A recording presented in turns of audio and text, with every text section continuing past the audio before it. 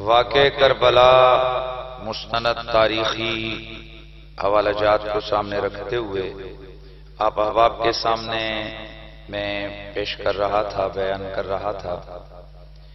ہماری گفتگو یہاں تک پہنچی تھی کہ آل بیت اطہار کا یہ لٹا پٹا قافلہ یہ دربار یزید میں پہنچا۔ دربار یزید میں سب سے پہلے امام علی مقام امام حسین علیہ السلام کے سر انور کی توہین کی گئی۔ اس نے چھڑیاں ماری آپ کے لبوں پہ، اور وہاں حضور کے صحابی حضرت ابو برزہ اسلمی رضی اللہ تعالی عنہ وہ تھے، اور وہ تڑپ گئے، اور آپ نے فرمایا ہٹا اس چھڑی کو ان لبوں سے اور ہونٹوں سے۔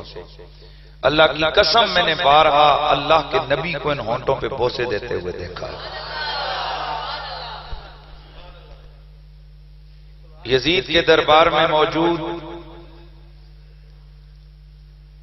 یہود اور عیسائیوں کے علماء کو جب پتہ چلا کہ یہ نواسہ رسول کا سر ہے، انہوں نے شدید ملامت کیا۔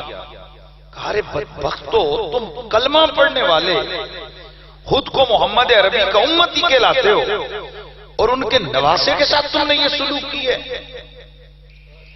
چنانچہ یہ وہ نقطہ آغاز تھا کہ یزید کے خلاف آواز بلند، اس کو خود محسوس ہوا کہ یار یہ تو معاملہ جو ہے نا پہلے سے بھی خراب ہو گیا۔ میں جس حکومت کو بچانے کے لیے یہ سارا معاملہ کر رہا تھا وہ تو میرے لیے بڑا مسئلہ بن رہا ہے۔ ابتداءً جب سر آقا حسین اور یہ لٹا پٹا قافلہ اس کے دربار میں پہنچا تو حالات یہ تھے کہ آل بیت اطہار کی خواتین کے ہاتھوں کو بھی زنجیروں سے جکڑا ہوا تھا، اور یہ مستند تاریخی واقعات ہیں۔ سیدہ سکینہ اور سکینہ بھی یہ لفظ پڑھا جاتا ہے، اور یہ جو سیدہ سکینہ ہیں ان کے حوالے سے ان کے نام میں اختلاف ہے، مختلف لوگوں نے اس کے مختلف نام لکھے، اور سیدہ فاطمہ بنت حسین، اور بعض نے لکھا ہے کہ سیدہ زینب بنت حسین، ناموں میں اختلاف ہے۔ یہ رو رہی تھی کیونکہ وہ جکڑے ہوئے ہاتھ ان کو تنگ کر رہے تھے، تو آپ رو کر سیدہ زینب سے کہہ رہی تھی آج اگر ہمارے نانا یہ حالت ہماری دیکھتے ان پہ کیا بولتے۔ یہ جملے یزید کے کانوں میں پڑے تو اس نے کہا چلو یہ زنجیریں ان کی کھول دو، اور جس وقت سیدہ زینب نے وہاں للکار کے یزید کے اس بکواسات کا دندان شکن جواب دیا، اور حضرت زین العابدین نے جب اس کو للکارا تو یہ کھسیانہ سو ہو کر کہ یار اب میں کیا کروں، اس نے حکم دیا کہ آل محمد کی ان عورتوں کو میرے حرم میں بھیج دو، انہی اندر خواتین کے پاس بھیج دو۔ اس پر تمام تاریخ والوں کا اتفاق ہے، یار دشمن کا گھر ہے، لیکن جب ان کی حالت اتنے لمبا سفر، ان کے پھٹے ہوئے کپڑے، ان کے حالت جسمانی نکاح کمزوری زخمی جسم دیکھے تو یزید کے گھر میں واویلا بچ گیا، چیخو پکار ہوئی۔ اس نے اندر گیا، بیوی سے کہا یہ کیا ہو رہا ہے؟ اس نے کہا ظالم آدمی، اور میں بھی ایک عورت ہوں، تیرے بھی بچے ہیں ہمارے بھی بچے ہیں، اور رسول کے گھرانے کے ساتھ یہ سلوک۔ آپ خود سوچ سکتے ہیں کہ جس گھر کی عورتیں یعنی دشمن کے گھر کی عورتوں کو بھی جس حالت پہ رونا آ رہا ہے وہ حالت کیا ہو۔ اس وقت پھر یزید نے کفریہ اشعار پڑھے، ٹو بی نوٹڈ، آگے چل کے یہ بات ہوگی۔ یزید نے کفریہ اشعار پڑھے اور کہنے لگا لیت اشیاخی ببدر شاہدو، جز الخزرج فی وقل اصلی قد قتلنا الضعف من شرافہم وعدلنا میل بدر فاقدلو. کہنے لگا لعبت بنی ہاشم بالملک فلا خبر جاءہ ولا وحی نزل لست من عتبہ لم انتقم من نبی احمد ما کان فعلو. اور یہی وہ اس کے اشعار ہے جس کی وجہ سے آئمہ نے محدثین نے لکھا کہ یزید کافر تھا، اس لیے کہ اس نے وہاں فخر سے کہا آج بدر میں جو میرے دادے جو میرے نانے وغیرہ یہ جس کا عتبہ وغیرہ مارے گئے تھے، کہنے لگا آج اگر وہ ہوتے تو وہ دیکھتے کہ اگر میرے وہ بزرگ زندہ ہوتے تو وہ دیکھتے کہ بے شک میں نے ان سے دگنے بنو ہاشم کے سردار مارے ہیں اور میں نے ان کو قتل کر کے معاملہ برابر کر دیا. اور اگلا جملہ کہنے لگا کہ بنو ہاشم حکومت کے ساتھ کھیلتے رہے، ان کے پاس نہ کوئی نبی آیا اور نہ کوئی وحی آئی اور نہ ان کے پاس کوئی دین آیا، اور میں عتبہ کی اولاد میں سے نہ ہوتا اگر میں انتقام نہ لیتا محمد نبی سے جو کچھ انہوں نے کیا تھا. یعنی سراسر اس نے بدر کے اندر جو مقتولین بدر تھے، یعنی جو مشرک مارے گئے تھے، جو رسول اللہ کے مقابلے میں آئے تھے، اور آپ کو پتہ ہے کہ مولا علی کی تلوار نے ان کا کلا کما کیا تھا. اور یہ جو عتبہ شیبہ ربیہ یہ جو لوگ تھے ان کو میرے مولا علی نے خاک و خون میں ملایا تھا. تو اب مولا علی کے بیٹے کو شہید کر کے یہ کہنے لگا آج اگر میرے وہ بدر کے بڑے ہوتے تو وہ دیکھتے کہ میں نے کیسے بدلہ لیا. اور سیدھا سرکار کی نبوت کا انکار کر کے کہا کہ کوئی نہیں وحی وغیرہ ان کے پاس نہیں آئی. یہ وہ اشعار ہیں جس کی بدولت علماء لکھتے ہیں کہ یزید مری ہوئی آواز مجھے نہیں چاہیے اور ڈر کس بات سے رہے ہو، یزید کافر تھا.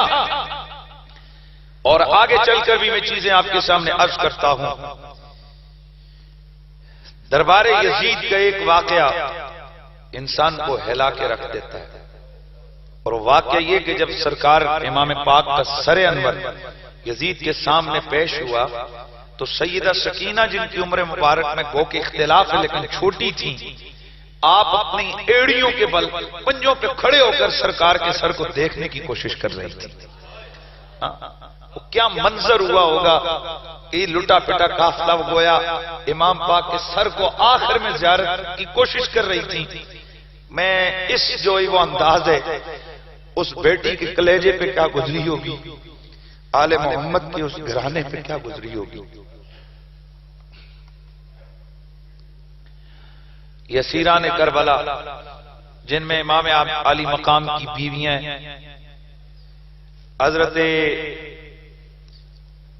مولا علی کی جو والدہ ہیں جو حضرت امام حسین پاک کے 5 بھائی جو کربلا میں شہید ہوئے، ام البنین وہ بھی تھیں. امام حسین پاک کی 2 بیٹیاں تھیں، سیدہ رباب، سیدہ شہربانو. آپ کی 2 بہنیں سیدہ ام کلثوم، سیدہ زینب، یہ امام پاک کی بہنیں. اور اس کے علاوہ باقی جو شہداء تھے ان کی جو آل خانہ اور خواتین تھیں. چنانچہ یہ لٹا پٹا قافلہ دربار یزید میں چند دن رہا. اب یزید کو احساس ہو گیا تھا کہ سارا معاملہ الٹ ہو گیا. جو اس نے خوشی کا اظہار کر دیا تھا وہ تو اب واپس نہیں آتا تھا، لیکن چونکہ اللہ تعالیٰ کے ایک نظام تھا، چنانچہ حضرات گرامی یزید نے اب جناب حضرت امام زین العابدین کے سامنے اپنی بیگنائیوں کا اظہار شروع کر دیا. کہنے لگا رے لعنت ابن سمیہ پر، لعنت ابن زیاد پر، میں نے تو اسے قتل کرنے کا نہیں کہا تھا، میں نے تو اسے یہ سلوک کرنے کا نہیں کہا تھا، یہ تو اس نے خود کیا ہے. لعنت و شمر کے اوپر، لعنت ان پہ جنہوں نے حسین کو شہید کیا. اللہ اکبر. یہ امام زین العابدین کے سامنے یہ اس کی چال تھی. میرے آقا حضرت امام زین العابدین نے قیامت تک اس کے چہرے پہ یہ پڑا ہوا نقاب نوچ ڈالا. آپ نے فرمایا یزید اگر تو جو کہتا ہے وہ سچ ہے کہ تو نے میرے بابا کو قتل کرنے کا حکم نہیں دیا، تو نے ہمارے ساتھ یہ سلوک کرنے کا حکم نہیں دیا، تو اس قتل سے راضی نہیں تھا، تو میں تجھے کہتا ہوں ہم ادھر رکے گئے، تو حکم جاری کر جنہوں نے ہمارے بابا کو قتل کیا انہیں میرے حوالے کر تاکہ میں قصاصاً انہیں قتل کر سکوں۔ چنانچہ جب شمر نے یہ حالات بگڑتے دیکھے نا تو کہنے لگا کہ ہم نے قتل کیا اور تو نے کہا ہے تو ہم نے قتل کیا ہے۔ توجہ ہے نا؟ جب یہ حالات بگڑتے دیکھے یزید نے کہنے لگا حسین زین العابدین چھوڑو ان باتوں کو، اب رہنے دو، اب جو ہونا تھا وہ ہو گیا۔ یعنی اس نے نہ تو عملی طور پہ ابن زیاد کو معزول کیا، بھائی ایک اتنا بڑا جرم کیا ہے اس کے، اگر آرڈر نہیں تھا، رضامندی نہیں تھی تو ایمان سے بتائیے کہ ابن زیاد کو یہ معزول کر کے اس کو عدالت کے کٹہرے میں نہیں لا سکتا تھا کہ بھائی جب میں نے تجھے آرڈر نہیں دیا تو نے نواز رسول کو شہید کیسے کر دیا؟ اور یہ آج کل کا دور نہیں ہے، یہ ملوکیت کا دور تھا کہ جب بادشاہ کے حکم سے ایک لفظ ادھر ادھر کوئی نہیں کر سکتا تھا۔ چنانچہ دنیا نے دیکھا نہ سنان بن انس کو کچھ کہا گیا، نہ شمر کو کچھ کہا گیا، نہ ہی ابن زیاد کو کچھ کہا گیا، نہ عمر بن سعد کو کچھ کہا گیا، بلکہ الٹا ان کو اعلیٰ حکومتی عہدوں پہ براجمان کر دیا گیا، جو اس بات کی بین اور واضح دلیل ہے۔ اس کا مطلب ہے یہ جو کچھ امام علی مقام اور آل بیت کے گھرانے پاک اس گھرانے کے ساتھ ہوا یہ یزید کی عین رضا اور مرضی کے مطابق ہوا۔ اب چند دن یہ قافلہ دربار یزید میں رہا اور شہداء کے سر بھی مارے۔ اس نقطے کو آپ نے بھلانا نہیں ہے کہ کٹے ہوئے سر ہیں، ہفتے گزر گئے ہیں لیکن بدبو نہیں آ رہی، سر خراب نہیں ہوئے، چہرے بگڑے نہیں، کیونکہ ابن زیاد نے بھی چہرہ دیکھ کے کہا تھا اتنا سونا بندہ میں نے کوئی نہیں دیکھا، اور یزید نے بھی میرے حسین کا سر دیکھ کے کہا تھا کہ اتنا سونا بندہ میں نے کوئی نہیں دیکھا۔ اس کا مطلب ہے میرا رب ان کی عزتوں کی بھی حفاظت کر رہا تھا، ان کی ذاتوں کی بھی حفاظت کر رہا تھا، ان کے جسموں کی بھی حفاظت کر رہا تھا اور ان کی عظمتوں کی بھی حفاظت کر رہا تھا۔ کچھ دن گزرے، اس میں دنوں کی تعیین نہیں کر رہا چونکہ تاریخی والے سے یہ کافی ایک بحث ہے، اور میں آپ کو آغاز میں بتا چکا کہ تاریخ کا کوئی ایک ہی قول حتمی یہ یقینی نہیں ہوتا کہ جس پہ بندہ کہے، کئی اقوال ہوتے ہیں، ان میں سے جو بیان کرنے والا ہوتا ہے وہ مضبوط چیز کو جس پہ زیادہ تر لوگوں کا اتفاق ہوتا ہے اس کو وہ بیان کرتا ہے، وگرنہ یہاں بعض روایات میں آتے ہیں 3 ہفتے رہے، بعض روایات میں آتے ہیں جناب اتنے 1 ہفتہ رہے، بعض میں آتے ہیں 3 دن رہے، لیکن حالات بتاتے ہیں کہ یزید نے حالات بگڑنے کے اس اندیشے کے نظر کوشش کی کہ جلد از جلد یہ قافلہ واپس چلا جائے۔ چنانچہ صحابی رسول حضرت نعمان بن بشیر رضی اللہ تعالیٰ عنہ کو بلایا اور کہنے لگا، ان کو دوبارہ دربار میں بلایا، آل بیت اطہار کے افراد کو، سیدہ زینب کو، حضرت سیدنا زین العابدین کو، اور آ کر کہنے لگا کہ دیکھو جو ہو گیا وہ ہو گیا، اب تم واپس جاؤ۔ اور چونکہ اس کو پتہ چل گیا تھا کہ آل بیت اطہار کی خواتین کی بالیاں تک چھینی گئی ہیں، ان کے باقی تو سامان و سامان کو چھوڑیے، اس کے یعنی کہ کوئی چیز آل بیت کے گھرانے کے پاس نہیں رہنے دی تھی ان ظالموں نے۔ چنانچہ یزید نے ازالہ کرتے ہوئے کہا کہ چلو جو کچھ آپ کا وہ چھنا ہوا تھا میں اپنی طرف سے واپس کرتا ہوں۔ تو اس نے حضرت نعمان بن بشیر کو ساتھ ایک فوج کا لشکر ایک دستہ دے کے کہا کہ آپ ان کو واپس جو ہے نا مدینے لے جائیں۔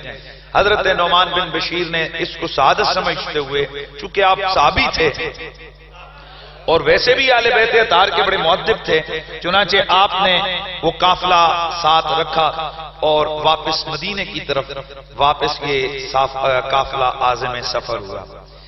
اب جب راستے میں پہنچے تو آل بیت کے افراد نے کہا کہ نعمان ہم چاہتے ہیں کہ ہم دوبارہ کربلا جائیں۔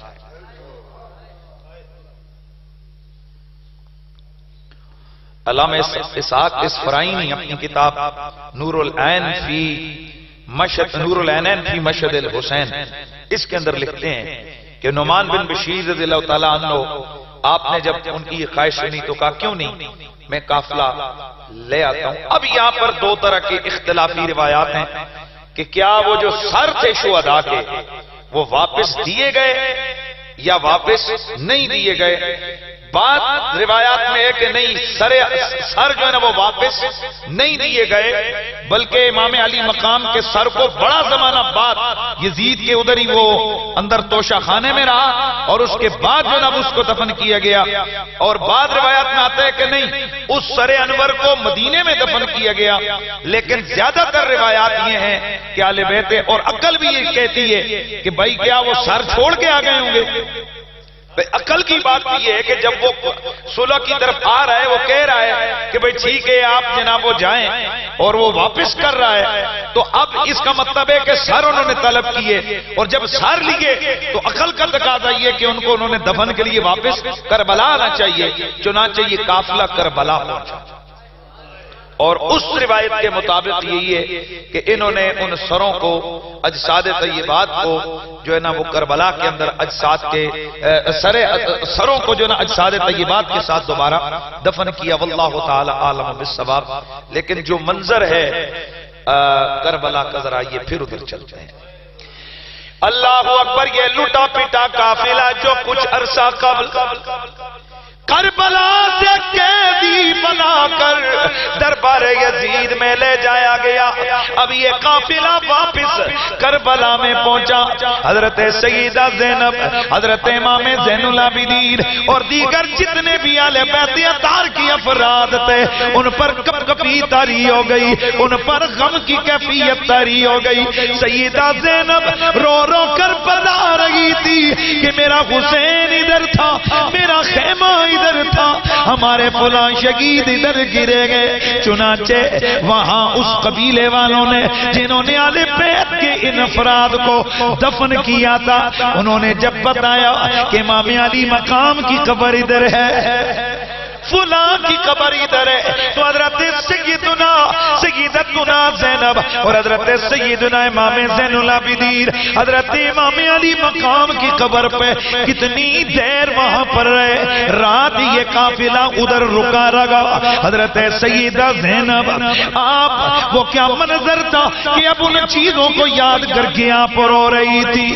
بولی زینب یہ تربت پہ آ کر کربلا سے میں جاتی ہوں بھائی، کربلا سے میں جاتی ہوں بھائی، ہجر میں تیرے کو سخت مضطر، کربلا سے میں جاتی ہوں بھائی، خون آلود تیرا بدل تھا اور میسر نہ غور و کفن تھا، آئے کیسا یہ رنج و محن تھا، آئے کیسا یہ رنج و محن تھا، کربلا سے میں جاتی ہوں بھائی۔ منزل در منزل سفر کرتا ہوا یہ قافلہ دوبارہ پھر مدینہ منورہ میں پہنچا۔ اللہ اکبر، ادھر مدینہ منورہ کے اندر جب لوگوں کو پتا چلا کہ اہل بیت اطہار کا وہ قافلہ، لٹا پٹا قافلہ واپس مدینے آ رہا ہے، تو پورے مدینے میں کوہرام مچ گیا۔ بنو ہاشم کی عورتیں باہر نکل کر یہ پڑھ رہی تھی، اللہ اللہ، حضرت عقیل کی رشتہ دار اور بنو ہاشم کی دیگر عورتیں، ماذا تقولون ان قال النبی لکم ماذا فعلتم وانتم خیر الامم بعطرتی وبأہلی بعد مفتقدی منہم حسارا ومنہم خرجوا بدم۔ مدینے میں کوہرام پپاتا اور لوگ رو رو کے کہہ رہے تھے، او آل محمد کو اجاڑنے والوں، آل محمد امت کے پاک گھرانے کو پامال کرنے والوں، جب اللہ کے نبی نے تم سے کہہ دیا، یہ پوچھ لیا کہ تم نے آخری امت ہو کر تم نے میری آل کے ساتھ کیا سلوک کیا ہے، کچھ کو قیدی بنایا اور کچھ کو خواہ کو خون میں ملایا، تو لوگوں تم کیا جواب دو گے؟ حضرت ام سلمہ کو دیکھا گیا، سیدہ ام سلمہ روتی ہوئی باہر نکلی اور آپ یہ کہہ رہی تھی، اللہ قاتلان حسین اور آل حسین پر لعنت فرمائے، ان کو شرم بھی نہیں آئی، انہوں نے آل بیت کے ساتھ کیا سلوک کیا۔ حضرت امام زین العابدین گئے۔ اب وہ منظر میں پیش کرنے سے آ رہی ہوں کہ جب رشتہ دار عورتوں نے آ کر سیدہ زینب سے پوچھا ہوگا کہ گئی تھی تو بھائی بیٹے ساتھ تھے، واپس آئی تو کون ایسا؟ سیدہ سکینہ سے بھی پوچھا ہوگا، سیدہ فاطمہ بنت حسین سے، اور آپ کو پتہ ہے کہ یہ جرنل سی بات ہے کہ جب چلے تھے گھر میں تو لال تھے، بھائی تھے، بھانجے تھے، بھتیجے تھے، اب آئے ہو تو کہاں چھوڑ کے آ گئے ہو؟ اب آپ اس جواب کو خود ہی سوچ سکتے ہیں کہ وہ جواب دینے والوں پہ کیا بیت رہی ہوگی اور جواب سننے والوں پہ کیا بیت رہی ہوگی۔ لیکن آئیے میں آپ کو کربلا کے بعد جو سب سے جس کو کہتے ہیں پریشان کن لمحہ اور ایک ایسا دل کو چیرنے اور زخمی کرنے والا یہ واقعہ ہے کہ جس کو میں بڑا مشکل سے ہی آپ کے سامنے پیش کر رہا ہوں۔ امام زین العابدین کو کہا گیا کہ آئیے فلاں گھر میں تشریف لے جائیں، فلاں گھر میں تشریف لے جائیں، لیکن حضرات گرامی حالات وہاں یہ تھے کہ حضرت سیدنا امام زین العابدین آپ نے فرمایا، میں نے اپنے بابا سے یہ وعدہ کیا تھا کہ میں مدینے آیا تو میں اپنے نانا کی خدمت میں خود جا کر سارا واقعہ عرض کروں گا۔ اب حضرت زین العابدین آگے آگے، پورے مدینے والے ان کے پیچھے پیچھے، جب یہ گئے سیدھے سرکار کی بارگاہ میں پہنچے، وہاں سلام کیا، یا رحمت للعالمین ادرک لزین العابدین، یا رحمت للعالمین۔ حضرت سیدنا حضرت زین العابدین نے میرے تیرے نبی مکرم کی خدمت میں سلام کا نذرانہ پیش کیا، اس کے بعد کھڑے ہو گئے اور رو رو کر سارے کا سارا واقعہ سرکار کی خدمت میں پیش کیا۔ اور میں کہا کرتا ہوں اللہ کے نبی کے دربار میں اس واقعہ کربلا کی FIR کٹوانے حسین کا بیٹا کھڑا ہو گیا۔ پورے کربلا کے واقعے کو حضرت زین العابدین نے لفظ بلفظ میرے نبی کے سامنے بیان کیا۔ یا رسول اللہ، ہم یوں گھروں سے نکالے گئے، یا نبی اللہ یوں کربلا میں ہمارا راستہ روکا گیا، یوں 3 دن ہمیں بھوکا پیاسا رکھا گیا، اور یوں میرے بھائی علی اکبر کو شہید کیا گیا، یوں میرے علی اصغر کے، میرے ننھے بھائی اصغر کے، میرے چھوٹے بھائی اصغر کے حلق میں تیر پیوست کیا گیا، یوں انہوں محمد کی لاشوں پہ گھوڑے دوڑے، یوں قاسم بن حسن گھوڑے سے شہید ہو کر نیچے گرے، یوں میرے چچا حضرت عباس کے بازو کٹے، یوں میرے باقی چچاؤں کو شہادت دی گئی۔ یا رسول اللہ، حضور اس کے بعد آپ کی اولاد کو قیدی بھی بنایا گیا۔ اللہ اللہ، حضرت زین العابدین نے حضور کے دربار میں اپنے اس پھٹے کٹے جسم کے زخم دکھائے۔ یا رسول اللہ، اگر آپ سامنے ہو تو اپنے بیٹے کے یہ حال دیکھیے، آپ کی آل کے ساتھ جو سلوک کیا گیا ہے، نانا جی یا نبی اللہ آپ وہ دیکھ لیجئے۔ اللہ اللہ، میرے نبی کی خدمت میں یہ پوری FIR درج ہوئی۔ یا رسول اللہ، دربار ابن زیاد میں ہمارے ساتھ یہ بدسلوکی ہوئی، ہمیں ننگی پیروں پہ بٹھا کر اتنا لمبا سفر ننگی اونٹوں کی پیٹھوں پہ سوار کر کے اتنا لمبا سفر کرایا گیا. یا نبی اللہ دربار یزید میں ہمیں یوں ستایا گیا, ہمیں یوں بھوکا پیاسا رکھا گیا. پورا واقعہ امام حضرت زین العابدین نے سنایا. میرے نبی مکرم رحمت کونین کے مدینے میں اب حالت کیا ہے؟ حضرت عبد الملک بن ابی الحارث السلمی رضی اللہ تعالیٰ عنہ آپ فرماتے ہیں فلم اسمع واللہ واعیتا قط مثل واعیت نساء بنی ہاشم فی دورہن علی الحسین. اللہ کی قسم مدینے کے اندر ہم نے زندگی گزاری, لیکن جتنا آج مدینے میں غم وبا تھا, جتنا لوگ رو رہے تھے, جتنے آنسو بہ رہے تھے, ہم نے پوری زندگی اتنا دکھ کبھی نہیں دیکھا ہے.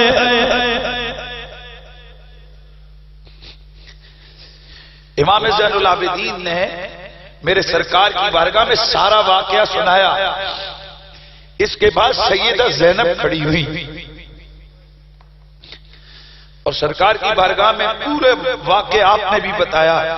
تو مجھے کہنے دو نا, یہ ایف آئی آر درج ہوئی ہے سرکار کے دربار میں, یہ قتل حسین کی اور واقع عائلہ سانے عائلہ کربلا کی ایف آئی آر درج ہوئی ہے. اور چونکہ میرا نبی قیامت کے دن ان خود شہیدوں کا اور ان مظلوموں کا مقدمہ لڑیں گے, اور مال مقدمہ کے طور پر میرے نبی نے خون تو شہیدوں کا خود اسی دن جمع کیا ہوا تھا. اس لیے حضرت سیدنا ابن جوزی رحمت اللہ تعالی علیہ کے سامنے جب کسی نے کہا یزید پہ لعنت نہیں کرنی چاہیے, آپ نے فرمایا ارے بدبخت, اس پہ لعنت کیسے نہ کریں ہم کہ جس کے خلاف مقدمہ اللہ کا نبی کرے گا, عدالت خدا کی ہوگی, وکیل مصطفیٰ کا ہوگا, الزام قتل حسین اور ان کے باقی خاندان کا ہوگا. اور جو اتنا بڑا بدبخت مجرم ہو جس کے خلاف مقدمہ اللہ کا رسول لڑے اور خون حسین کا پیش کریں گے, ایسے لامتی پہ میں لعنت نہ کروں. اور العتب العنید کے نام سے امام ابن جوزی نے پوری کتاب لکھی, اور اس میں انہوں نے لکھا کہ اگر یزید پہ لعنت نہیں کرتے تو پھر کسی پہ بھی جائز نہیں ہے. اگر یزید پہ لعنت جائز نہیں تو پھر کسی پہ بھی جائز نہیں ہے. جس ظالم بدبخت نے اتنا جرم, اور ابھی آگے اس کے جرموں کی ایک طویل فہرست ہے وہ آگے آ رہی ہے. بھی تو یہ بھی بہت بڑے جرم ہیں, لیکن آگے جو اس نے اور گل کھلائے وہ آگے آ رہے ہیں. اللہ اکبر. ادھر کربلا میں ادھر شہادت کے بعد یہ جو اسیران کربلا کا یہ قافلہ مدینہ طیبہ گیا. آپ سمجھ سکتے ہیں کہ جب ساری دولت ہی لٹ گئی ہو, حضرت جعفر صادق علیہ السلام آپ روایت کیا کرتے تھے اپنے والد حضرت امام باقر سے. امام باقر فرماتے ہیں کہ میرے والد حضرت امام زین العابدین نے پوری زندگی میں نے آپ کو کبھی مسکراتے نہیں دیکھا. فرماتے ایک دفعہ میں نے عرض کی ابا جان ترس ہی گئے, کبھی آپ مسکرائے نہیں. تو آپ کی چیخ نکلی اور فرمایا بیٹا جو کربلا دیکھ لیتے ہیں انہیں مسکرانا نہیں آتا. اور ساری زندگی آپ کا معمول تھا رات کو سجدے کرتے, اس لیے آپ کو لقب ملا زین العابدین, عابدوں کی زینت. آپ کا لقب سجاد بھی ہے, چونکہ آپ کے لیے بارے میں آتا ہے پورا پورا پہر سجدے میں سر رکھ کے گزار دیتے تھے. اور یہی امام زین العابدین ہے کہ آپ دن کو روزہ رکھتے, اور اس کو تو تقریباً تمامی مورخین مفسرین بہت ساروں نے لکھا ہے کہ جب افطاری کا وقت ہوتا آپ کے سامنے پانی کا پیالہ لایا جاتا تو امام باقر اس روایت کے راوی ہیں, آپ فرماتے ہیں کہ میرے بابا رونے لگ جاتے اور آنسوؤں کے بغیر کبھی پانی ان کے حلق سے نہیں اترا, اور آپ پانی کو دیکھ کر کہتے ارے تو ہے جس کے لیے میرے اصغر کے حلق میں تین بار.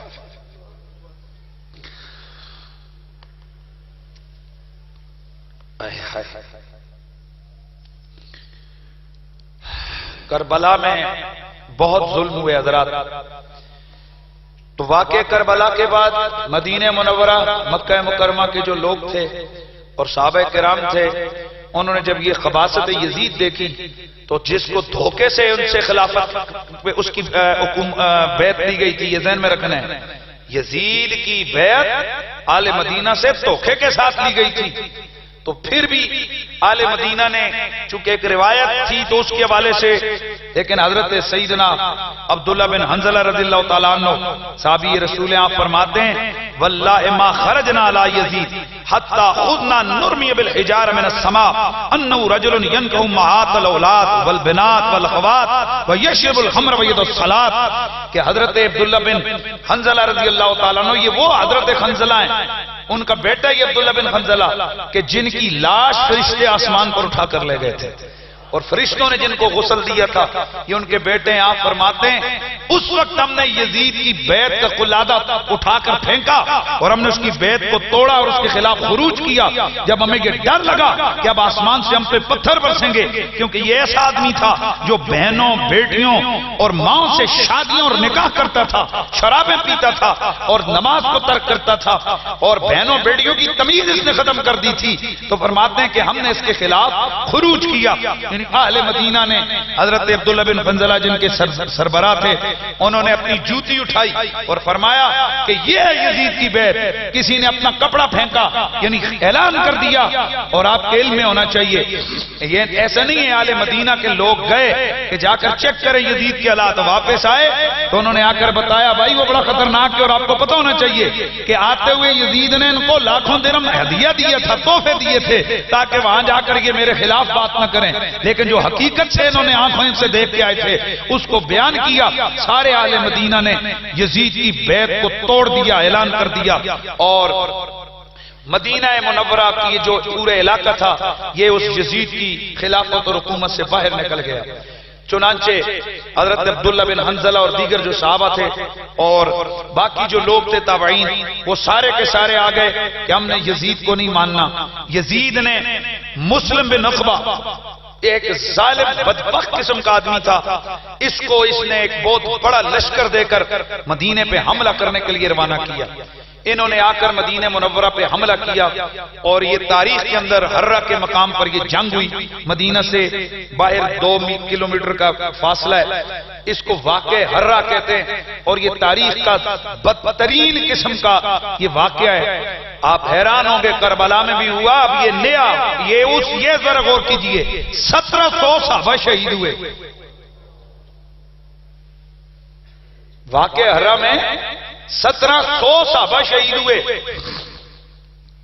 جن میں مہاجرین بھی تھے، انصار بھی تھے اور حفاظ بھی تھے، اور کل ملا کر 10,000 لوگوں کو شہید کیا گیا۔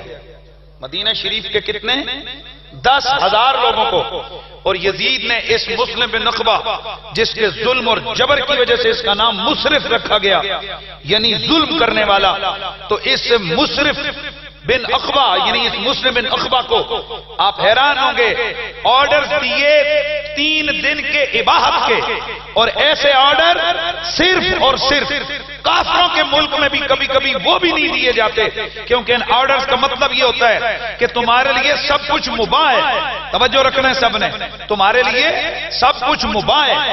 چنانچہ انہوں نے 10,000 لوگوں کو شہید کیا، تو چونکہ شہر ان کے لیے مباح ہو چکا تھا، لہذا انہوں نے جو معاذ اللہ صحابہ کی ازواج، ان کی بیٹیاں اور مدینے کی باقی جو معصوم عورتیں تھیں ان کے ساتھ زیادتیاں کی، جس کی وجہ سے محدث دہلوی لکھتے ہیں 1100 ناجائز بچے پیدا ہوئے۔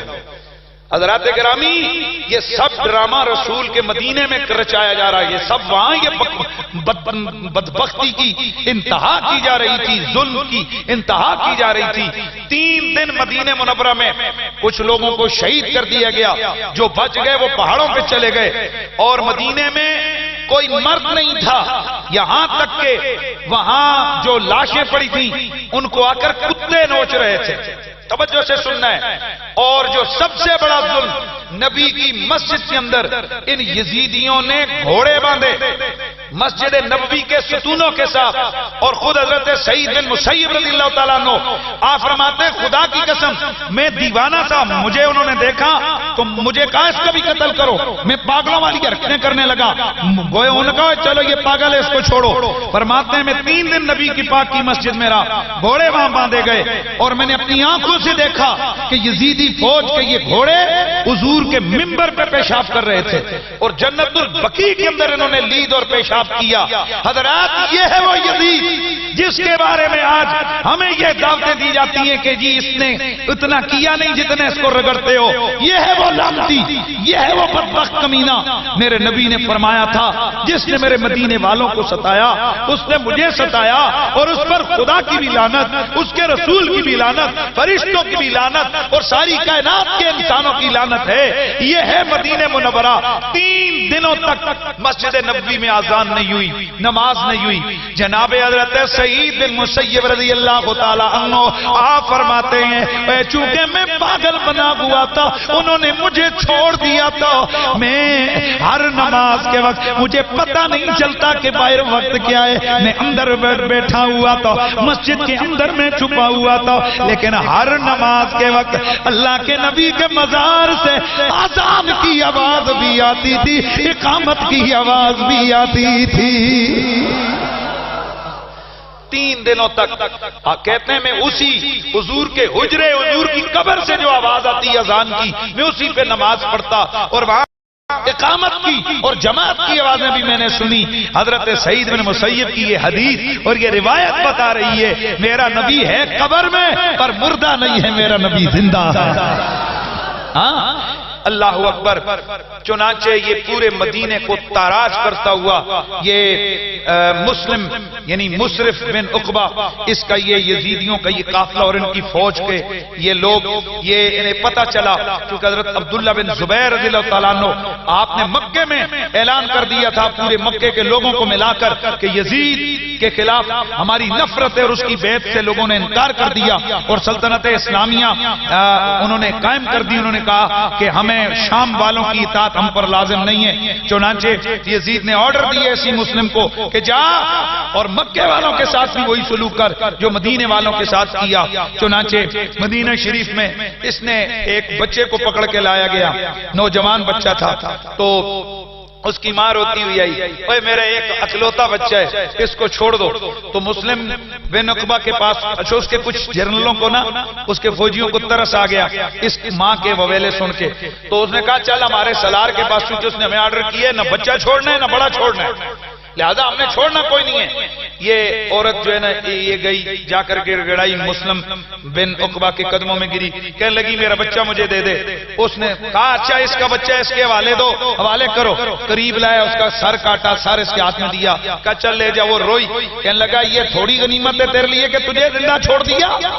پھر ایک اور نوجوان کو قتل کیا، شہید کیا اس خبیث نے، تو اس کی ماں نے وہاں قسم کھائی کہ اگر کبھی اس مسلم کے اوپر اور مصرف پہ میرا ہاتھ بڑھا کہ میرے قابو میں آیا تو میں اس کی لاش کو ضرور جلاؤں گی، میں اس کی لاش کو جلاؤں گی۔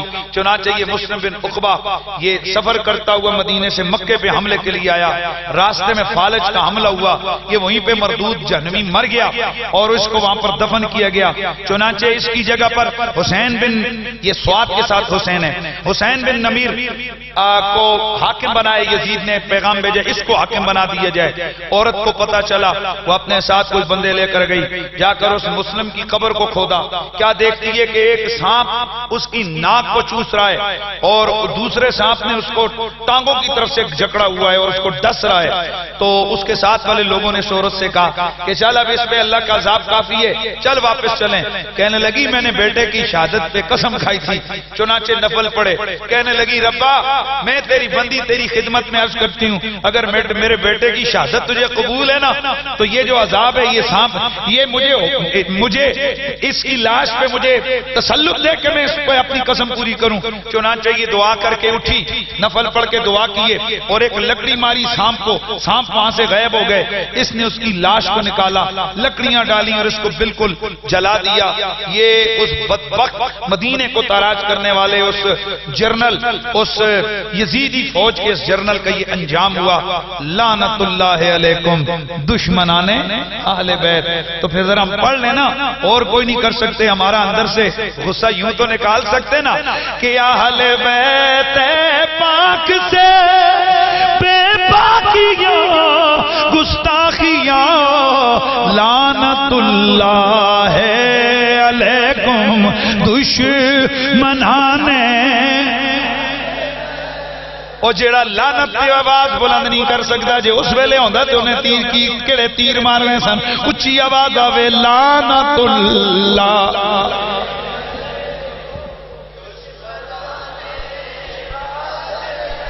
اہل بیت پاک سے بے باکیاں گستاخیاں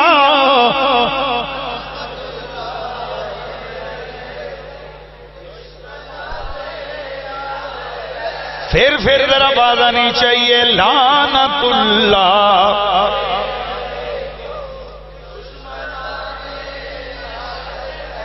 صحابی رسول حضرت عبداللہ بن زبیر رضی اللہ تعالیٰ عنہ, آپ مکہ مکرمہ میں بیعت لے چکے تھے لوگوں سے. یزید کے خلاف ایک بڑا ماز بنا لیا. چنانچہ یہ حسین بن نمیر یہ کیا جا کہ اس نے مکہ مکرمہ کیا محاصرہ کر لیا. 64 دن تک محاصرہ رہا. منجنیقوں کے ساتھ سنگ باری کی گئی حرم شریف پر, جس سے کعبے کی دیواریں ہل گئیں. وہاں پر آگ لگ گئی, کعبے کی چھت جل گئی. کعبے کی چھت پہ لٹکے ہوئے حضرت سیدنا حضرت اسماعیل علیہ السلام کا وہ جو دمبا جو قربان ہوا تھا, اس مینڈے کے سینگ تھے وہ بھی جل گئے.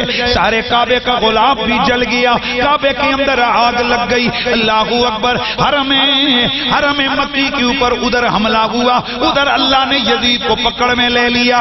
اس کے پیٹ میں کولنج کا درد اٹھا, اور ایک روایت میں آتا ہے یہ بندروں کا شوقین تھا. یہ اپنی بیوی کے ساتھ بیٹھا ہوا ایک پہاڑی علاقے کے اندر, یہ وہاں پر اپنا عیاشیاں کر رہا تھا. شراب اس کے ہاتھ میں تھی. بندر قریب آیا, بندر کو اس نے کھیلنا شروع کیا. بندر نے اسے کاٹا اور چنانچہ اچانک اسے کولانج کا درد اٹھا, اور وہیں پر یہ ایڑیاں رگڑتے رگڑتے مر گیا. مرنا کیا تھا, ابھی یہ اپنے دار السلطنت کے اندر لایا ہی نہیں گیا تھا, بدبو آنے لگی. توجہ, فرق پتہ چلا یزیدیوں اور حسینیوں کا, اور کنفرم ہے جو میں نے آپ کے سامنے پیچھے روایتیں بیان کی تھی محرم شریف کے اندر, اور اس میں نے آپ کو بتایا تھا کہ آل بیت اطہار کے محبوں کی جو انعامات کی لسٹ ہے, ان میں ایک انعام یہ بھی ہے اللہ آل بیت کے غلاموں اور محبوں کی موت بڑی ٹھیک کرتا ہے. ان کے جنازے رش کا افرین ہوتے ہیں, ان کے اللہ تعالیٰ کبھی بگاڑتا نہیں ہے. اور جو مبغضین آل بیت ہوتے ہیں ان کو جہاں اور سزائیں ملتی ہیں وہاں اللہ ان سے یہ بھی انتقام لیتا ہے, ان کی موتوں کو عبرت کا نشان بنا دیتا ہے, ان کے مرنے کو عبرت ناک بنا دیتا ہے. چنانچہ اس بھیڑی اور بری حالت میں اس لعنتی یزید بدبخت کو ایک گمنام کونے کے اندر دفن کیا گیا. لعنت اللہ علیکم دشمنانے. ادھر حضرت عبداللہ بن زبیر رضی اللہ تعالیٰ عنہ کو خبر پہنچی کہ یزید لعنتی مر گیا. اس خبر کے بارے میں بھی بڑی روایات ہیں کہ حضرت عبداللہ بن زبیر کو رات کو رسول اللہ نے خواب میں آ کر بتایا تھا, حضور نے بتایا تھا کہ اللہ کا دشمن تباہ و برباد ہو گیا. چنانچہ عبداللہ بن زبیر نے اندر اعلان کیا کھڑے ہو کر, فرمایا او یزیدیو لعنتیو, او تمہارا بڑا خبیث مردود تو مر گیا, اب کس کے لیے لڑ رہے ہو؟ توجہ کرو, چونکہ وہ اسی کے لیے لڑ رہے تھے, لہذا سر پہ پیر رکھ کے بھاگے اور بری طرح ان کا جو نا لشکر کو شکست ہوئی. مسلمان فوجوں کا یعنی وہ جو مکے والے تھے ان کو حوصلہ بڑھا اور وہاں سے مار کر اس لشکر کو بھگا دیا. اب ادھر آئیے ہم آپ کو دمشق لے کے چلتے ہیں جہاں یزید پلید لعین و مردود کا آخری جس کو کہتے ہیں نا کرم کرا, وہ کیا بولتے ہیں ہاں کریا کرم، ہاں وہ ہندو کرتے ہیں نا کریا کرم، اس کا کریا کرم ہوا، اس لعنتی کو دفنایا گیا، تو چنانچہ اب اس کے بیٹے معاویہ کو بلایا گیا۔ اس کے والد کا نام تھا معاویہ بن ابو سفیان اور اس کے بیٹے کا نام تھا معاویہ بن یزید، اور اس کا معاویہ جو ہے یہ یزید کا بولو بیٹا تھا، اس کو معاویہ ثانی کہتے ہیں۔ چنانچہ یہ نوجوان لڑکا تھا، اس کو بلایا، آؤ آؤ تمہاری بیعت کریں، تم حاکم وقت بنو۔ اس نے کہا ٹھیک ہے، یہ دمشق کی مرکزی مسجد میں جمع ہوا، لوگ آئے ہم تیری بیعت کرتے ہیں، نے کہا رکھو اپنے پاس بیعتیں اپنی۔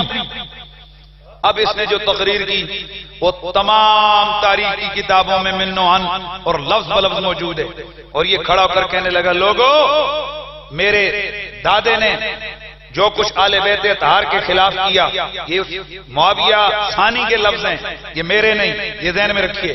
لیکن جو اس نے باتیں کہی وہ اس نے کہا کہ علی حق پر تھا، میرے دادا نے حق پرست شخص کے خلاف تلوار اٹھائی، چنانچہ زندگی گزار کے حکومت کر کے وہ اپنے عاقبت کو تشریف لے گئے، اپنے آخرت کو چلے گئے۔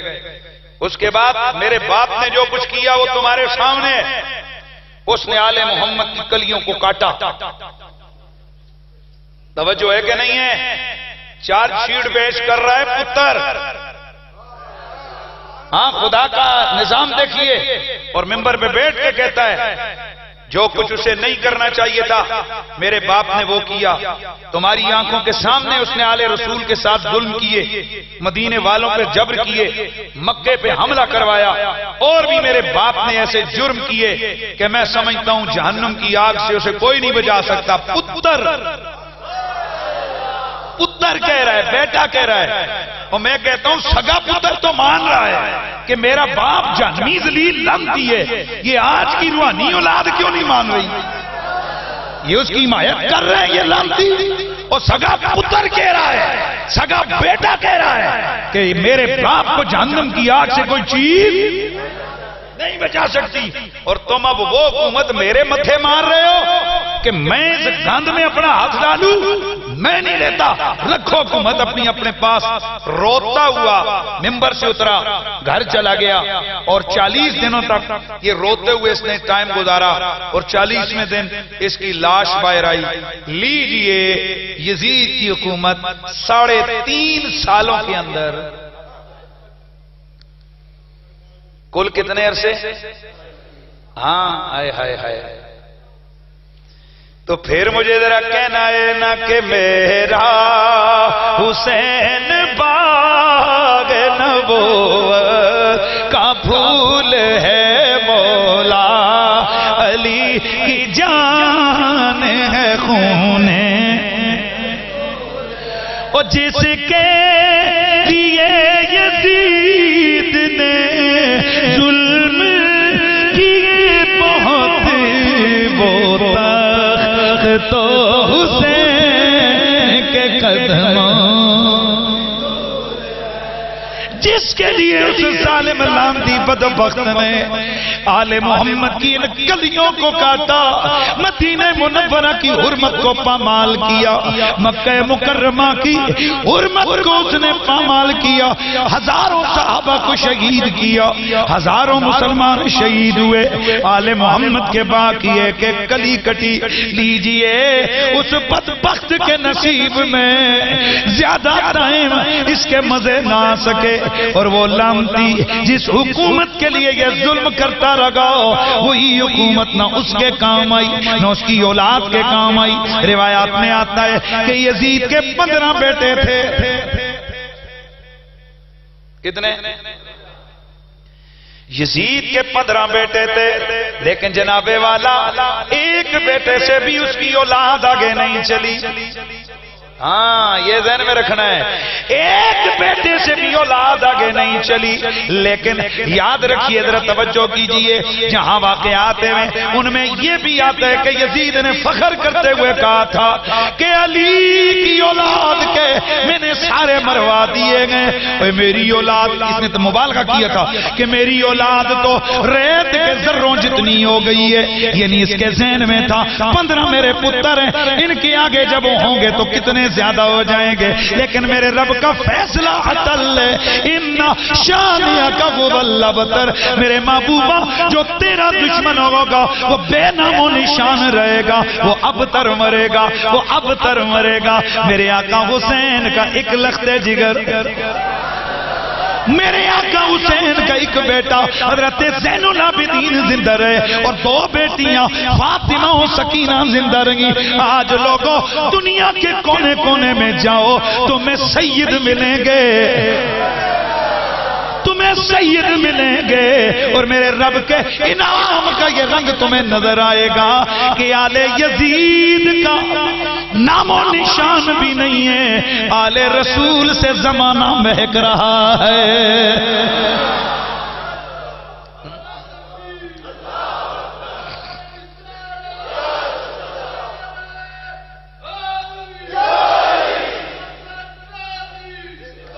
توجہ ہے نا سر کی سب کی؟ اس کا مطلب ہے جو ظلم کی بنیادوں پہ اپنی حکومتیں کھڑی کرتے ہیں ان کا انجام بڑا برا ہوا کرتا ہے۔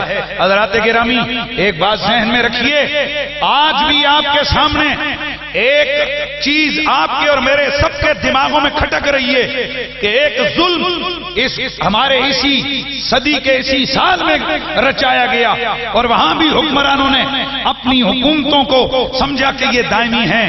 انشاءاللہ وہاں حسین کا مسئلہ تھا، یہاں ممتاز حسین کا مسئلہ ہے، اور آپ دیکھیں گے اس فقیر کے یہ جملے آپ کے سامنے ہیں۔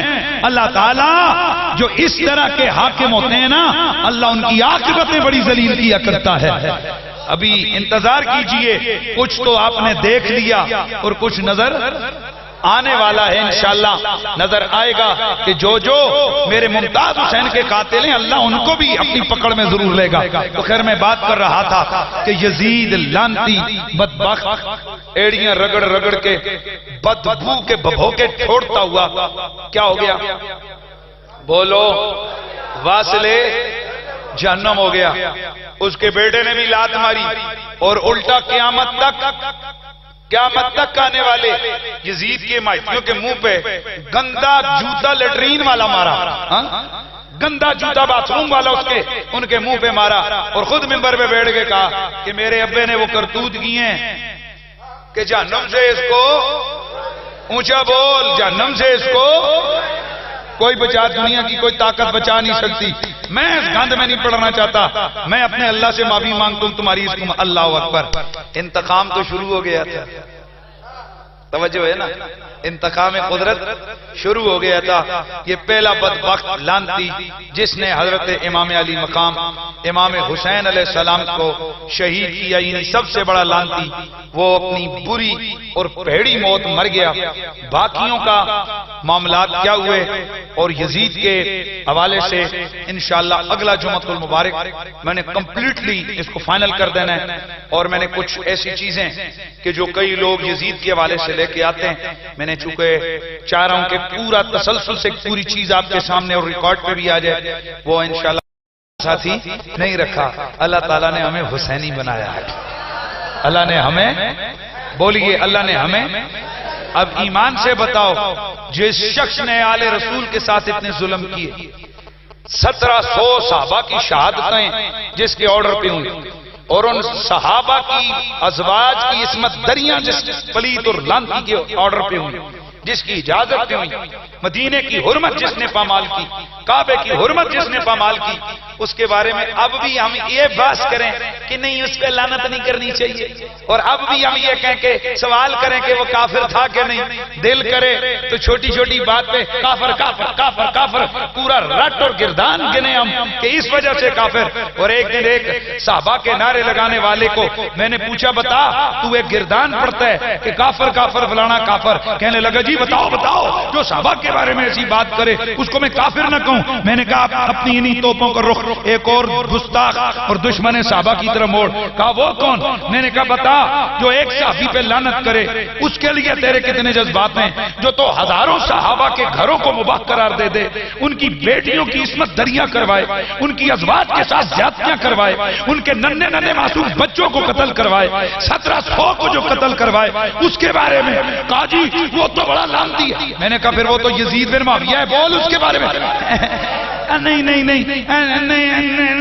میں نے کہا یہاں سے پتا چلا تم 2 نمبر صحابہ کے نعرہ لگانے والے ہو، تمہارا صحابہ سے تعلق نہیں. تم نے جو کچھ ڈرامہ رچایا ہوا ہے یہ آل بیت اطہار کی مخالفت میں آل محمد کے ذکر کو روکنے کے لیے کیا ہے، مگر نہ اگر تم صحیح معنوں میں صحابہ کے سپاہی ہو، صحابہ کے غلام ہو، صحابہ کے متوالے ہو، صحابہ کے چاہنے والے ہو، تو پھر اگر جو ایک صحابی کو ایک گالی دے وہ لعنتی اور کافر ہے، تو جو ہزاروں صحابہ کو قتل کروائے، ان کے گھروں کو پامال کرے، ان کی عزت و ناموس کی دھجیاں اڑائے، ایسے لعنتی کے بارے میں تمہارا رویہ نرم کیوں ہے؟ پتا چلا تم 2 نمبر ہو، تم 1 نمبر نہیں ہو، ہم ہیں 1 نمبر.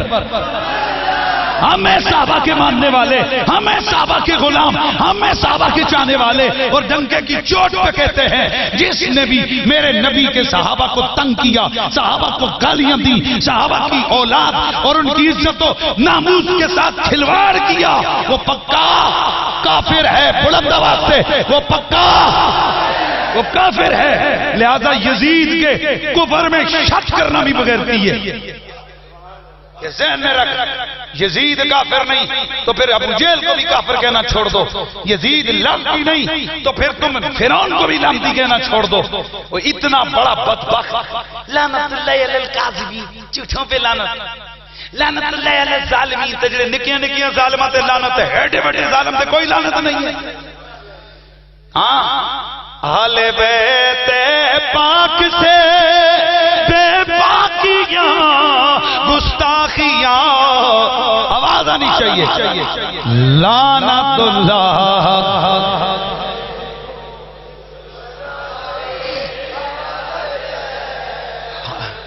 ویسے اپنے جذبات ہیں، میں تو سچی بات کرتا ہوں. اگر ہمارے پاس محراب و ممبر نہ ہو اور یہاں ہم اپنا یہ غصہ نہ نکال سکتے ہو تو پتہ نہیں ہماری ذہنی کیفیت کیا ہو جائے.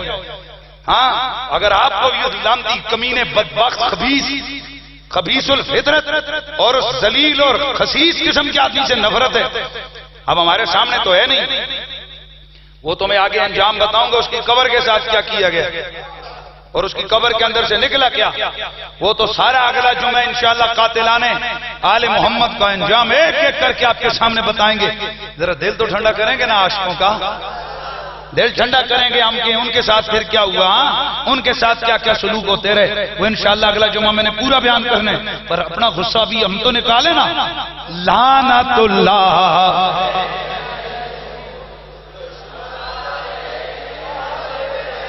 اور پھر مجھے اس بات پہ جملہ ختم کرنا ہے کہ زندہ ہے زمانے میں، زندہ ہے جہاں میں محمد کے گھرانے والے، واقف ہے اس راز سے سارے زمانے والے. زندہ ہے جہاں میں محمد کے، مٹ گئے مٹتے ہیں مٹ جائیں گے آخر، مٹ گئے مٹتے ہیں مٹ جائیں گے واللہ میرے حسین تیرا نام. اوے آواز لگاؤ ذرا بلند آواز سے، میرے حسین تیرا